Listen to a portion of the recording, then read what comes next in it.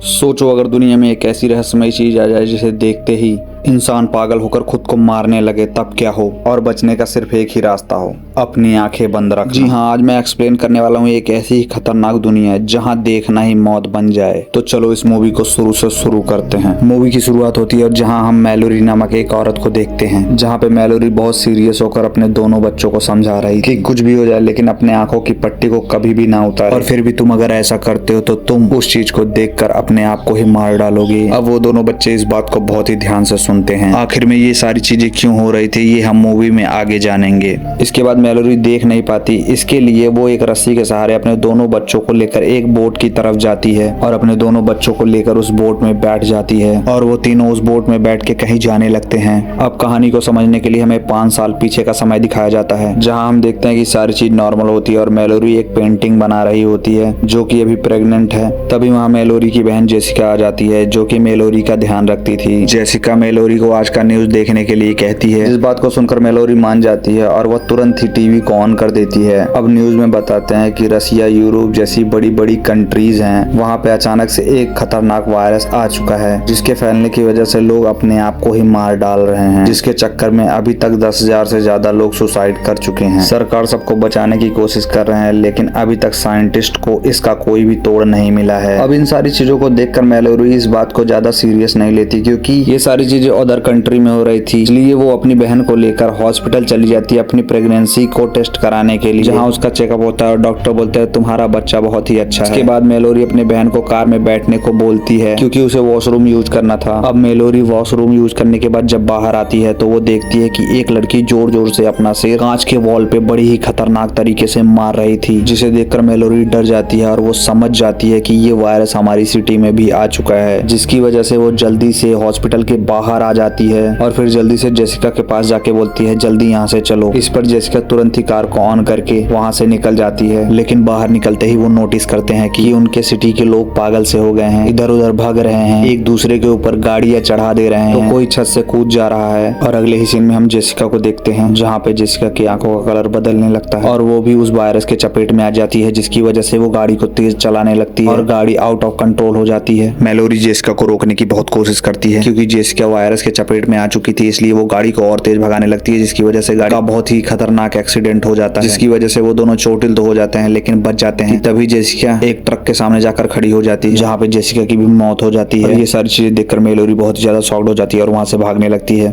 और भागते भागते ही अचानक से उसे ठोकर लगती है, जिसकी वजह से वो गिर जाती है। गिरने के बाद लोग उसके ऊपर से जाने लगते हैं और तभी उसकी मदद करने के लिए एक लड़की आगे आती है और वो लड़की भी उस वायरस के चपेट में आ जाती है, जिसकी वजह से वो जाकर एक जलते हुए कार के अंदर बैठ जाती है। अब मैलोरी की आंखों के सामने वो कार अचानक से ब्लास्ट हो जाती है, जिसमें वो लड़की बुरी तरीके से मारी जाती है। तभी वहाँ पे एक आदमी आता है जिसका नाम टॉम होता है और वो मैलोरी को लेकर एक घर के अंदर चला जाता है जहाँ पे पहले से ही काफी लोग थे जो कि अपनी जान बचाकर उस घर में रह रहे थे। बूढ़ा व्यक्ति मैलोरी को देखते हुए उससे कहता है कि जो लड़की कार में जाकर बैठी वो लड़की कोई और नहीं बल्कि मेरी पत्नी थी, पर फिक्र करने की कोई जरूरत नहीं, मैं तुम लोगों को घर से नहीं निकालूंगा क्योंकि मैं नहीं चाहता कि तुम्हारी मौत भी मेरी वाइफ जैसी हो। अब मैलोरी इस बात को सुनकर बहुत रोने लगती है क्योंकि कहीं न कहीं ये सारी चीजें उसकी वजह से हुई। मैलोरी को अंदर से फीलिंग आती है कि जेसिका और वो लड़की सिर्फ और सिर्फ मेरी वजह से मारे गए। कमरे के अंदर जितने भी लोग बैठे थे वो सारे के सारे लोग अपने फैमिली को कांटेक्ट करने की कोशिश करने लगते हैं, पर वो लोग कांटेक्ट नहीं कर पाते क्योंकि नेटवर्क को बंद कर दिया गया था। तभी न्यूज में बताते हैं कि ये वायरस बहुत ही तेजी से फैल रहा है और अभी तक ये वायरस आधी दुनिया में फैल चुका है। तभी टॉम इन लोगों को बताता है कि ये सारी चीजें उसके वर्क प्लेस से शुरू हुई हैं और ये वायरस इंसान को दिखता है और जो भी आदमी इस वायरस को देख लेता है वो इंसान तुरंत ही सुसाइड कर लेता है। जिस बात को सुनकर सभी लोग हैरान हो जाते हैं और फौरन ही वो घर के सारे पर्दे बंद कर देते हैं, जिससे वो लोग बाहर की चीजें ना देख पाए और बाहर का कोई भी आदमी अंदर ना देख पाए। अब घर के सभी लोग डिसाइड करते हैं कि वो एक साथ रहेंगे एक फैमिली की तरह, और ऐसे ही करते करते 3 दिन बीत जाते हैं जहाँ हमको पता चलता है कि उनका राशन अब धीरे धीरे करके खत्म होने लगता है। तभी वहाँ पे ओलंपिया नाम की लड़की आती है जो बहुत डरी सहमी थी और वो भी उस घर को ज्वाइन कर लेती है। यहाँ पे हमको पता चलता है कि ओलंपिया भी प्रेग्नेंट थी। घर में राशन कम होने की वजह से घर का ऑनर लोगों को बताता है कि घर के बाहर मैंने एक कैमरा लगा रखा है जहाँ से हम बाहर की चीजों को देख सकते हैं और हम ये भी देख सकते हैं कि बाहर कितना राशन बचा हुआ है। लेकिन इन लोगों को सबसे बड़ा डर ये लग रहा था कि अगर हम स्क्रीन में देखेंगे तो हम उस वायरस के चपेट में आएंगे या नहीं, जिस पर घर का ऑनर ऑनर इन लोगों से कहता है कि ऐसा कुछ भी नहीं है, स्क्रीन में देखने से कुछ भी नहीं होगा, लेकिन फिर भी सभी लोग डरे हुए थे। इस पर घर का ऑनर टॉम एंड लूसी से कहता है कि तुम लोग मुझे चेयर में बांध दो और टेंशन मत लो, मैं स्क्रीन में देखूंगा।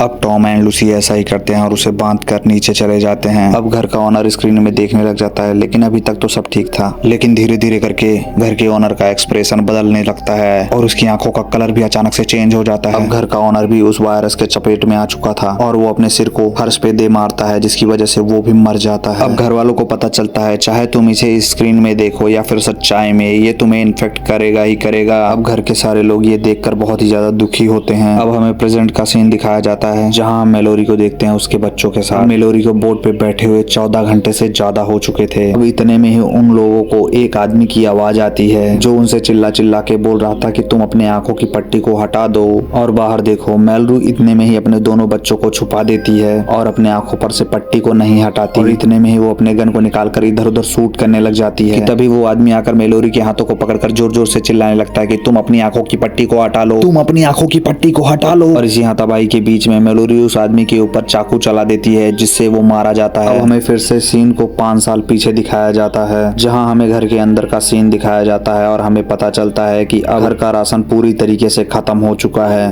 तभी चार्ली बताता है कि वो एक शॉप में काम करता था और उसे उसका एड्रेस पता है। अब सब लोग आपस में बात करके ये डिसाइड करते हैं कि वो लोग उस शॉप तक जाएंगे, वो भी जीपीएस की मदद से, और वहां जाकर खाने के लिए राशन लाएंगे। इसके बाद हम देखते हैं कि घर के सभी लोग एक कार के ऊपर ग्लू और अखबार चिपकाने लगते हैं, वो इसलिए कि कोई अंदर का आदमी बाहर की चीजें ना देख सके। यहाँ तक कि वो लोग कार के पीछे वाले कैमरे को भी कवर कर देते हैं जिससे वो लोग कार के अंदर से बाहर की तरफ ना देख पाए। उस कार में टॉम, मेलोरी, चार्ली, लूसी और ओल्ड मैन बैठे हुए और वो लोग जीपीएस की मदद से शॉप तक जाने का सफर शुरू कर देते हैं। इसी सफर के बीच में उन लोगों को कई लाशों के ऊपर से गाड़ी चढ़ा कर ले जाना पड़ता है। अब वो लोग बहुत दिक्कतों के बाद जैसे न तैसे करके उस शॉप के पास पहुंच ही जाते हैं। उस शॉप के पास पहुंचने के बाद जब वो लोग शॉप के अंदर एंटर करते हैं तो उन लोगों की खुशी का ठिकाना ही नहीं रहता। अब वो लोग सभी के सभी राशन को इकट्ठा करने लग जाते हैं। इसी बीच मेलोरी देखती है कि उस शॉप में 3 पंछी हैं जो कि पिंजड़े में बंद है, तो वो उन्हें अपने पास ही रख लेती है। अब उन 5 को उसी स्टोर रूम से एक आवाज आती है जो बोल रहा था कि प्लीज हेल्प मी। चार्ली उस आदमी की आवाज को पहचान लेता है क्योंकि वो उसका कलीग था। अब वो सारे के सारे लोग मिलकर ये डिसाइड करते हैं कि वो लोग उसे बचाएंगे और अपने साथ लेके जाएंगे। अब जैसे ही वो लोग अपनी बातों को निपटा कर उस दरवाजे को खोलते हैं तब तक वो कलीग इन लोगों के ऊपर हमला करने लग जाता है। अब वो कलीग इन लोगों के ऊपर भारी पड़ रहा था, इसीलिए चार्ली को ऐसा लगता है कि ये सारी चीजें उसकी वजह से हो रही हैं। इसीलिए चार्ली उस कलीग को धक्का देते हुए खुद ही स्टोर रूम से बाहर चला जाता है जहाँ पे कलीग चार्ली को मार देता है और यहाँ पे चार्ली की भी मौत हो जाती है। अब वो लोग जैसे न तैसे करके घर वापस आते हैं और ये सारी की सारी कहानी बाकी मेंबर्स को बताते हैं। इसके बाद हमें रात का सीन दिखाया जाता है जहाँ पे सभी के बिजी हो जाने के बाद लूसी और फिलिक्स धोखा देके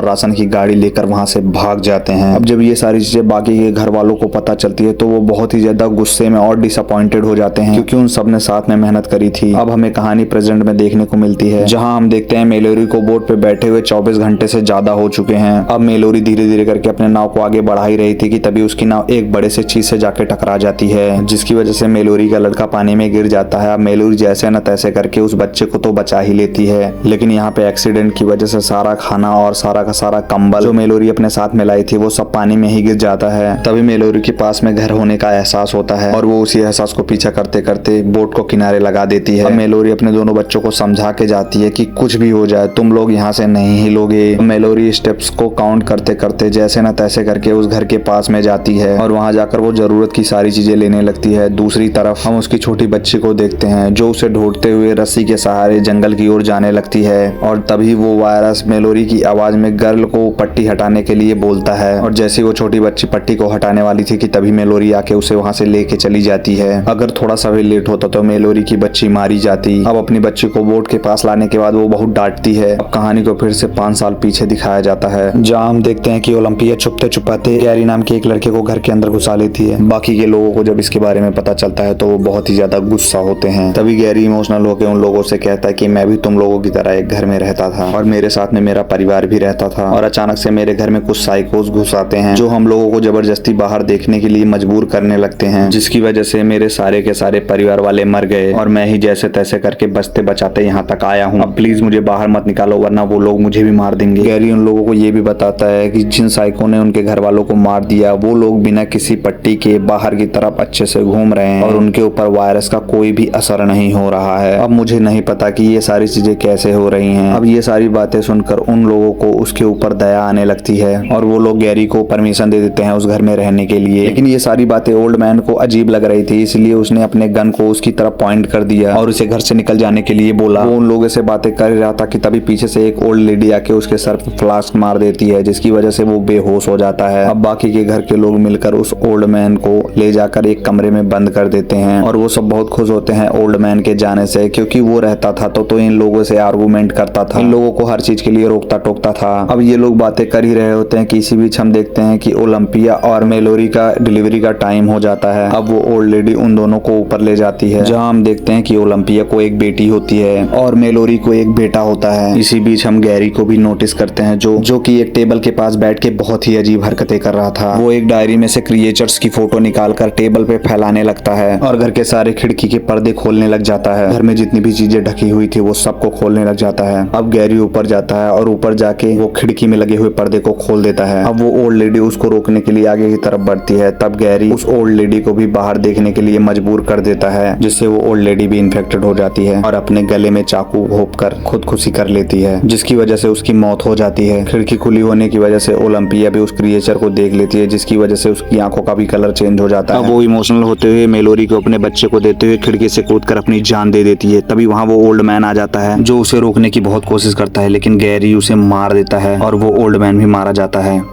अब टॉम मौका देख के गन से गैरी को मार देता है। अब बस घर में 4 लोग बचते हैं, टॉम, मेलोरी का बच्चा और वो बच्ची जो कि ओलंपिया की थी। अब चारों एक साथ रहने लगते हैं और अब 5 साल बीत जाते हैं, जहां हम देखते हैं अब वो दोनों बच्चे बड़े हो चुके हैं। मेलोरी और टॉम मिलकर उन दोनों का बहुत ही ज्यादा ध्यान रखते हैं। मेलोरी और टॉम को जब भी खाने की जरूरत पड़ती तो वो लोग अपने आंखों के ऊपर पट्टी बांधकर खाना खोजने के लिए निकल जाते थे। स्टेप्स की मदद से दूसरों के घरों में जाते, वहां जाकर खाना लेते और ऐसे ही करके उनकी जिंदगी बीत रही थी। लेकिन इतनी मुश्किल होने के बावजूद भी वो चारों के चारों बहुत ही ज्यादा खुश थे। अब ऐसे ही करके दिन बीत रहे थे कि एक दिन अचानक से एक डिवाइस पे मेलोरी और टॉम के पास एक मैसेज आता है, जिसमें एक आदमी बताता है कि वो लोग एक जगह रह रहे हैं जहां खाने और पीने की सब कुछ व्यवस्था है और उनके साथ और भी लोग हैं, लेकिन उनका वायरस कुछ भी नहीं बिगाड़ पा रहा है। अब वो आदमी टॉम और मेलोरी से पूछता है कि आप लोग कितने आदमी हो, जिस पर टॉम बताता है कि वो लोग 4 लोग हैं, लेकिन टॉम उन लोगों को ये नहीं बताता कि उनके साथ में 2 बच्चे भी हैं। अब वो आदमी इन लोगों को एक एड्रेस देता है और इनसे कहता है कि तुम लोग इस लोकेशन पर आकर लोगों को बर्फ की आवाज सुनाई देगी, जिसको सुनते सुनते तुम लोग एक हाउस में आओगे और वही हमारी मेन लोकेशन होगी। अब उन्हें पता चलता है कि उन्हें इसके लिए एक रिवर को पार करना होगा। अब नेक्स्ट डे वो चारों उस लोकेशन के लिए निकल जाते हैं। इसी बीच उन लोगों की मुलाकात कुछ साइकोस से होती है। टॉम मेलोरी और उसके बच्चों को एक सेफ जगह पे पहुंचाता है और टॉम मेलोरी से बोलता है कि मैं उन साइकोस से लड़ने के लिए जा रहा हूँ और वो उससे कहता है कि अगर मैं 15 मिनट के अंदर नहीं आया तो तुम समझ लेना कि मैं मारा गया।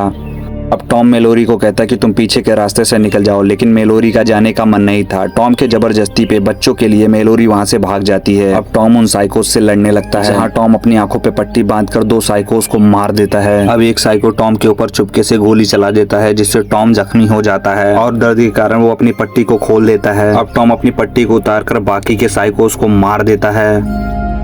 इसी बीच उस वायरस को टॉम देख लेता है, जिसकी वजह से वो इन्फेक्टेड हो जाता है और वो भी सुसाइड कर देता है। मतलब टॉम मरते वक्त तक मेलोरी और उसके बच्चों को प्रोटेक्ट करता रहा। हम अगले सीन में देखते हैं जहां मेलोरी दूसरे घर में आकर रो रही थी, क्योंकि उसे भी पता चल चुका था कि टॉम अब इस दुनिया में नहीं है, वो भी इन्फेक्टेड हो गया और उसने भी खुदकुशी कर ली। मेलोरी डिसाइड करती है कि वो अपने बच्चे को लेकर उस लोकेशन तक जाएगी और अपने बच्चों को सेव करेगी। अब आगे का सीन वही था जो हम लोगों ने मूवी के स्टार्टिंग में स्टार्ट किया था। हम आगे के सीन में देखते हैं कि इस सफर में मेलोरी और मेलोरी के बच्चों को बहुत ही ज्यादा परेशानियों का सामना करना पड़ता है। एक समय तो ऐसा आता है कि उनकी बोट टूट जाती है, लेकिन उनकी किस्मत अच्छी होने के कारण वो लोग किनारे पे आ जाते हैं। अब मेलोरी किनारे आने के बाद बर्ड्स की आवाज का पीछा करने लगती है। अब इन लोगों को एक जंगल पार करना था। अब इसी जंगल में मेलोरी का पैर किसी चीज से लगने की वजह से मेलोरी नीचे गिर जाती है और इस हादसे की वजह से वो तीनों एक दूसरे से बिछड़ जाते हैं। अब हम अगले सीन में मेलोरी के बच्चे को देखते हैं, जहाँ पे वायरस मेलोरी की आवाज में बच्चे को पट्टी हटाने के लिए बोलता है। अब वो छोटा बच्चा मेलोरी की आवाज को समझकर अपनी पट्टी को हटाने की कोशिश करने लगता है कि तभी मेलोरी अपने बच्चे के पास पहुंच जाती है और उसे रोक लेती है। अब मेलोरी उस गर्ल को ढूंढने लगती है, लेकिन बहुत देर तक ढूंढने के बाद भी गर्ल कहीं नहीं मिलती। अब मेलोरी एक कहानी बोलने लगती है जिसमें वो कहती है कि बाहर की दुनिया कैसी है, कितनी सुंदर है। वो छोटी बच्ची बाहर की दुनिया के बारे में सुनकर मेलोरी के पास में आ जाती है। अब वो तीनों एक दूसरे से मिल गए थे। अब वो वायरस इन तीनों के पीछे बहुत ही बुरी तरीके से पड़ गया था। मेलोरी जैसे तैसे करके अपने बच्चों को बचते बचाते हुए उस लोकेशन तक आखिरकार पहुंच ही जाती है। वो उस घर के दरवाजे को जोर से पीटती हुई चिल्लाती है कि भले ही मुझे बाहर छोड़ दो, लेकिन मेरे दोनों बच्चों को प्लीज अंदर ले लो, प्लीज उन दोनों को बचा लो। और इस सीन से हमें एक चीज समझने को मिलती है कि एक माँ अपने बच्चे को कितना ज्यादा प्यार कर सकती है कि उसे खुद की जान की भी परवाह नहीं है। अब वो लोग उस दरवाजे को खोल देते हैं जिससे मेलोरी और उसके दोनों बच्चे अंदर चले जाते हैं। मेलोरी को वहाँ जाकर पता चलता है कि ये तो एक ब्लाइंड स्कूल है जहाँ सभी के सभी अंधे हैं, इसीलिए वो वायरस इन लोगों को इन्फेक्टेड नहीं कर पाता था। और मेलोरी वहाँ एक चीज नोटिस करती है कि यहाँ के लोग बहुत ही ज्यादा खुश थे और शांति के साथ एक अच्छी जिंदगी गुजार रहे हैं। अब मेलोरी की मुलाकात उसके ही एक पुराने डॉक्टर के साथ में होती है। अब फाइनली मेलोरी एक सेफ जगह पहुंच चुकी थी। मेलोरी अपने दोनों बच्चों का नाम रखती है, जहाँ पर वो बॉय का नाम टॉम रखती है, वहीं लड़की का नाम ओलंपिया रखती है। और इसी सेफ और हैप्पी एंडिंग के साथ ये मूवी यहीं पे खत्म हो जाती है। मूवी में आपको क्या अच्छा लगा हमें कमेंट करके जरूर बताएं।